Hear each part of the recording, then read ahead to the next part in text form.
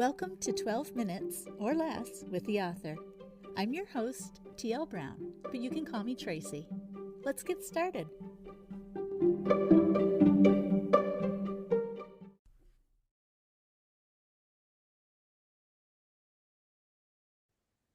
Welcome. Today we have a special guest on the podcast, an avid reader, book reviewer, and sometimes ARC reader and editor, Jill Elizabeth Franclemont. Jill has been reading for as long as she can remember and making recommendations and sharing opinions for every one of those years.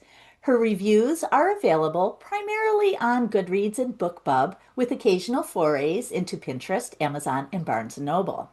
She's definitely an omnivore when it comes to books, and she'll pick up just about anything, but life is too short, and there are too many books to read, so if it doesn't grab and hold her interest, she'll put it down for something that does. Jill earned her Juris Doctorate and practiced corporate law for many years before starting a family and switching career paths.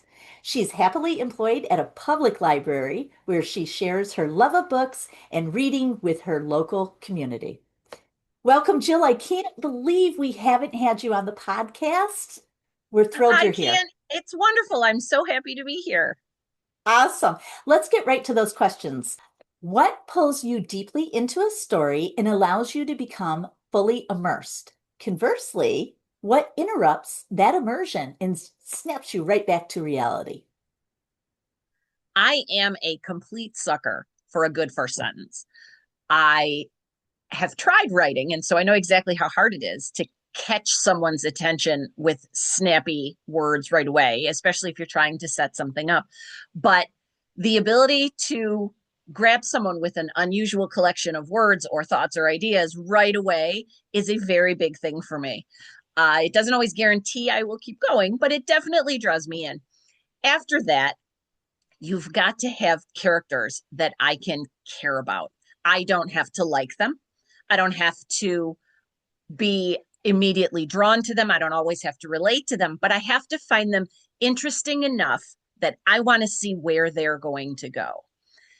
And so the flip side of that, of course, is if you have flat, trope-filled, largely similar and non-identifiable characters, I think it's very difficult to draw your readers in and to keep them moving forward, because if I have to work too hard, it doesn't become fun anymore. And even when you're a reviewer, you're still reading for enjoyment. And even when it's nonfiction, a serious topic, a sad topic, there doesn't have to be excitement all the time, but there has to be something that you can care about and feel invested in. Otherwise, it becomes very difficult for the full engagement and the entertainment value to carry you, even when things are dark or hard. Absolutely. Oh, I love that answer. As a writer, I appreciate that answer so very much. So let me ask you, some readers are drawn to plot-driven works, others like character-driven stories. Do you have a preference? And can you give an example of an author who does either well? I can. As you could probably tell from my first statement, I am a character person. I want to see where you're going to go. I want to see some development. I want to see a journey.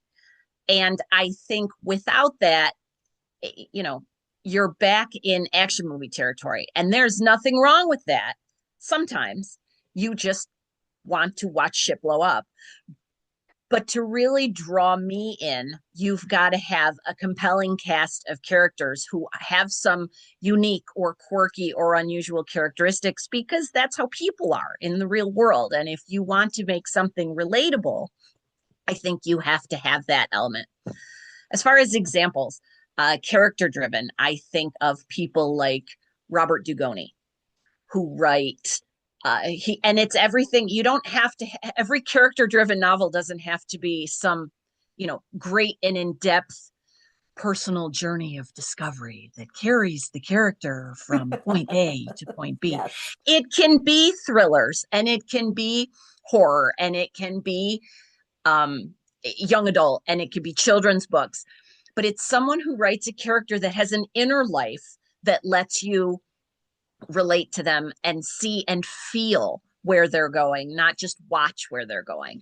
A lot of people call Stephen King, for example, a plot-driven author because it's all about the action and the scares, and but you can name 5 Stephen King characters off the top of your head, even if you don't like horror, because he also manages to write people into his stories. Absolutely. Carrie isn't just a horror story, it's a story of a girl with a traumatic childhood. And I think people get lost in this idea that character driven novels have to all be literary. And I don't think that they do. I think there's a lot of merit to be found in character driven popular fiction too. I agree. I agree. I love that observation. I'm going to throw in a little extra question. From your perspective, because you are talking about things that feed book reviews, for you, what makes a book review meaningful? I like when someone says more than, I really liked it. That's wonderful. I don't know you. And so I don't know if what you like bears any resemblance at all to what I like. I think the most helpful book reviews are things that talk about why something was enjoyable. Was it the characters? Was it the plot? Was the pacing good? Did you feel that you moved evenly in engagement and in excitement and in interest level?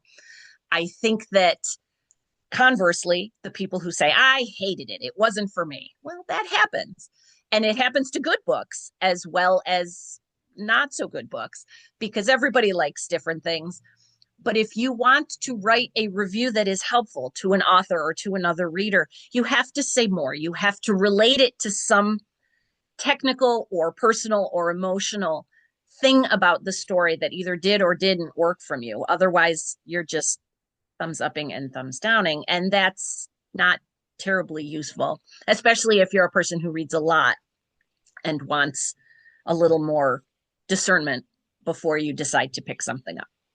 Excellent. Oh, that's such great advice for anybody who gives a book review. I have one more question for you today, Jill.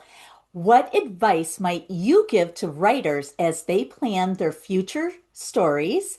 What would you like to see authors explore more? Subjects, styles, delivery, etc. I have I would encourage authors, and I know how hard this is because I have tried writing, although I'm a much better reader than I am writer. I would encourage authors to think about not just following what the current trope of the minute is. Gone Girl was a wonderful book, but we need to stop rewriting Gone Girl with 500 twists piled on top of each other because everybody feels like they have to out twist Gillian Flynn. Good luck. You're not going to because it's already done and people have already read it. And I think, like with movies, I think we need, just because something works as a formula doesn't mean we need more of it. It means, oh, hey, why did that work?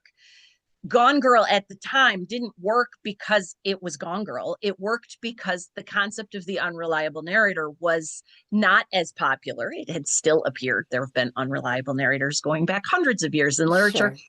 But this popularized the idea that, hey, you can't always believe the words on the page, Yep. which, much like in real life, you can't always believe the words that come out of people's mouths. So I think this idea of coming up with a spin on a concept or a genre or a trope that is as unique as you can make it, I think is a huge draw, especially if you are an omnivorous reader who reads 370 books a year. Then I think you need to do something that differentiates yourself a little bit. And it doesn't have to be a wild divergence from everything, but try and come up with something, whether it's a character trait that you don't see a lot of, whether it's a personality type, whether it's a setting, something that's a little bit different or quirky or unusual. It may not have mass market appeal straight away. It may never have mass market appeal, but you will find your readers when you tell their stories. And until you try to make your stories unique in some way, I think it's harder to differentiate yourself in a marketplace. And, there, especially with self-publishing, there are so many books all the time, which is a magnificent thing. But I think for me, that would be the one piece of advice I would offer, unsolicited. Solicited. Actually, solicited. I suppose that's true. Yes, indeed. Jill, thank you so much for coming on today's podcast. You gave great advice. If we even run a little over 12 minutes, I want to keep all this in because as an author, as a writer, that was great. And for readers who are watching and listening, great advice across the board, but certainly with writing reviews. Thank you for coming on today's show. You're very welcome. It was very fun. Awesome. Okay, viewers, listeners, Jill has over 2,000 reviews on Goodreads. I think she has over 1,000 on BookBub.